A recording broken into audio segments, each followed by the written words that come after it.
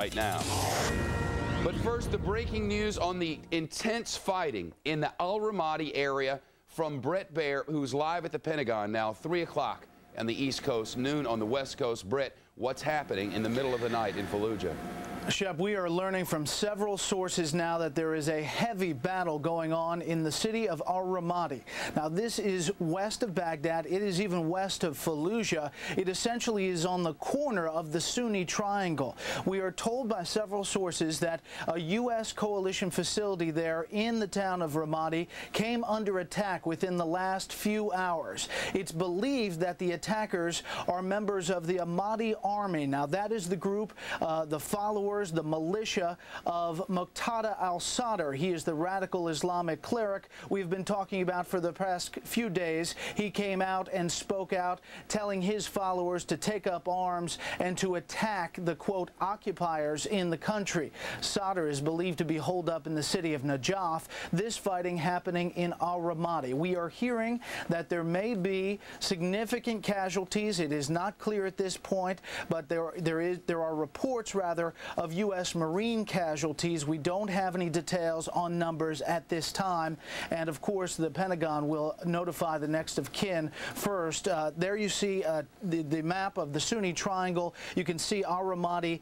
is on the furthest corner there of that triangle, further to the west from Fallujah. Of course, in Fallujah, U.S. Marines have encircled that city, trying to go after the enemy combatants that have been responsible for the violence inside Fallujah. But this activity was an attack believed to be by these radical Shiite followers of Muqtada al-Sadr happening in Al Ramadi.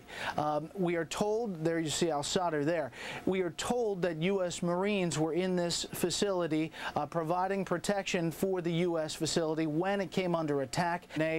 And we are told that it is engaged, that U.S. troops are engaged at this hour, again called extremely intense. We're getting new information by the minute here, and of course we'll keep you updated, but this adds to the additional problems of Fallujah, where we're seeing heavy gunfire today, and also the other cities in which the concern from U.S. military officers with Central Command was that this uprising, while they didn't want to call it an uprising, this talk by Muqtada al-Sadr to his followers to bring up arms was going to cause problems, and it appears at this hour that it has in the city of Al Ramadi.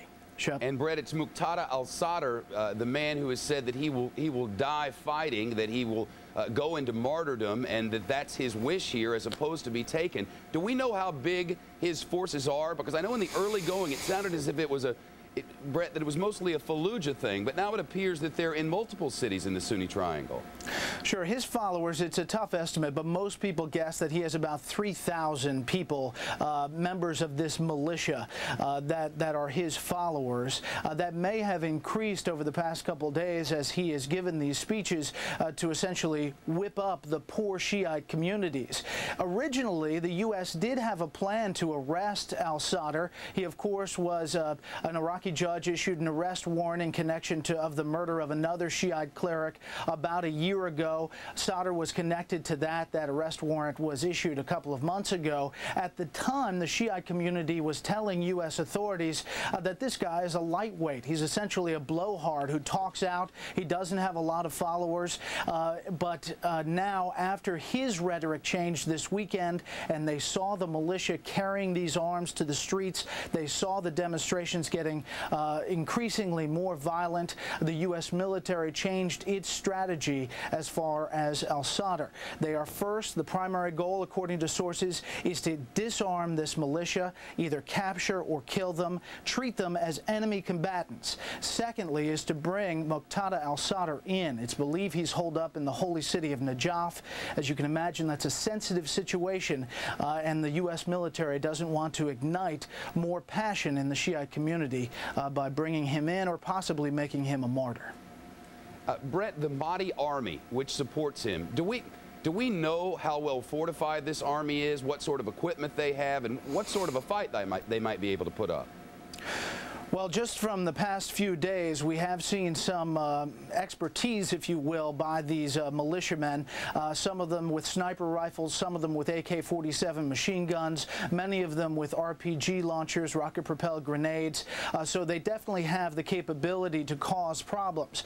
And as we said at the beginning of this report, they are seeing intense fighting in al-Ramadi at this time, to the point where there may be significant U.S. casualties. Again, we don't have any confirmation of all of that. We are just hearing reports of that, but we are hearing from several sources that the fighting is, quote, extremely intense. So they have the capability to cause significant problems, and they are in different cities. They're in Sadr City, which is essentially a Shiite neighborhood on the eastern side of Baghdad. They're heavily based in Najaf, the holy city, in the central part of the country. It's interesting to see that the U.S. military believes that they're in al-Ramadi, and they've initiated this attack because Ramadi was really a Sunni stronghold, one of the parts of the Sunni triangle. So we're going to have to see exactly what the situation is, but we do know that it's extremely intense fighting at this hour. And Bret, at the same time, we were about to report that in Fallujah, Americans had taken heavy casualties as well. In fact, 5 Americans were killed there in fighting, right?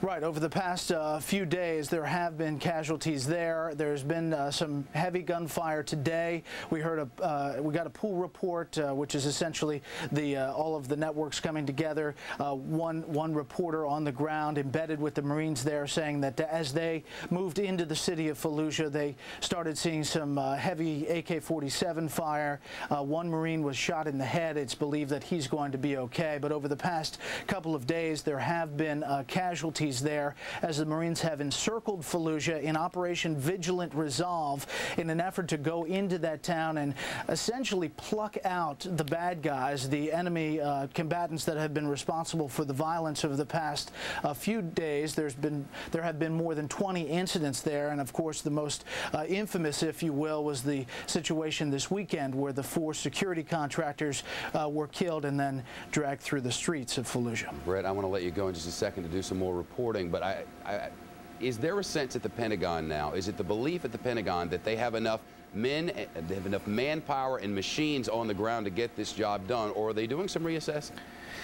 There's definitely some level of reassessment now. There is a concession by U.S. military commanders that they are considering leaving some of the U.S. troops that were scheduled to rotate out, leaving them a little bit longer so that that may be a possibility. So they have 135,000 troops instead of 110,000 troops on the ground. The fear, according to senior CENTCOM officials, was that this would start becoming a major problem and that some of the moderate Shiites would somehow join into this radical effort led by Muqtada Sadr. If it is, in fact, that case in al-Ramadi today, there could be a serious reassessment of troop strength needed there in the wake of this fighting. Well, on that note, we'll let Bret Baier get back to his very good reporting. And the headline at this hour from Studio B, the fighting is intensive in al-Ramadi. There are a number of U.S. casualties, Bret is reporting, or that's the word we're getting from the pool on the ground. Nothing yet from the Pentagon.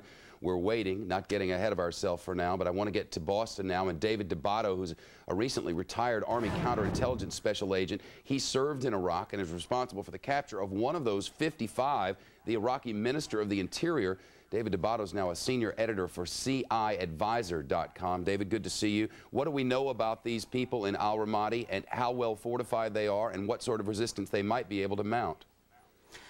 Well, I think they're very well armed. They're going to mount, as you can already see, a pretty stiff resistance. What we're seeing here, and I talked about this the last couple of days, is that the Shia have really been waiting for an opportunity just like this. They've been waiting for us to kind of pacify the Sunni, which we've done a very, very good job with, and they're making their move now. Do you, from your experience there, do you have a sense for how hard they will fight? And I asked this question because Marine was quoted earlier today as saying normally these guys shoot and run. And in this case, they're not. They're digging in, and they seem to have the equipment and the manpower necessary to mount some sort of counteroffensive. Absolutely. They are going to fight. They are going to dig in. They do have that ability. It's been a different type of a war, or a guerrilla warfare until now. They have something to fight for. They're fighting on their own territory. They have someone that they're going to rally around, and I think they're going to put a pretty stiff resistance up. David Debato, when you see all that is going on now, especially in the 3 or 4 cities in the Sunni Triangle there, all the resistance that's being mounted, is it your sense that this handover date of June 30th, will there be someone to give the keys to by that time, or are we ahead of ourselves here? Look, the bottom line is that we backed ourselves into this for a lot of different reasons, mostly political, unfortunately. We are going to stick to it. I firmly believe the president. However, we're just going to have to maintain a strong security force there. I do believe we're going to need more troops. I think you're going to see that. We're not going to pull all of them out, but we're going to hand it over to who, I don't know, but we're going to be right there with a lot of troops to back it up. David, you said what a lot of people from your part of the operation, the military part of it all, are often hesitant to say, and that is that this is in large part political.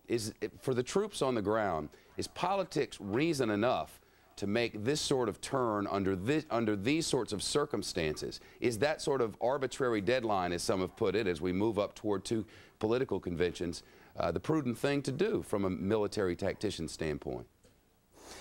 From a military point of view, no, it's not a good thing to do. You want the strategically sound and tactically sound thing to do. But this was, I believe, if not purely, a mostly political situation that the soldiers are just going to have to put up with. David Debato, I have to hit a quick commercial break. The Army Counterintelligence Special Agent, appreciate your being here. There is news breaking in other parts of the world as well, including high alert for Americans in another country in the Mideast, and talk now that one of our embassies may have been the next target for terrorism. That breaking news when we come back, and continuing coverage of the fighting in the Sunni Triangle. Heavy resistance underway now. United States casualties are in place, according to pool reporters on the ground.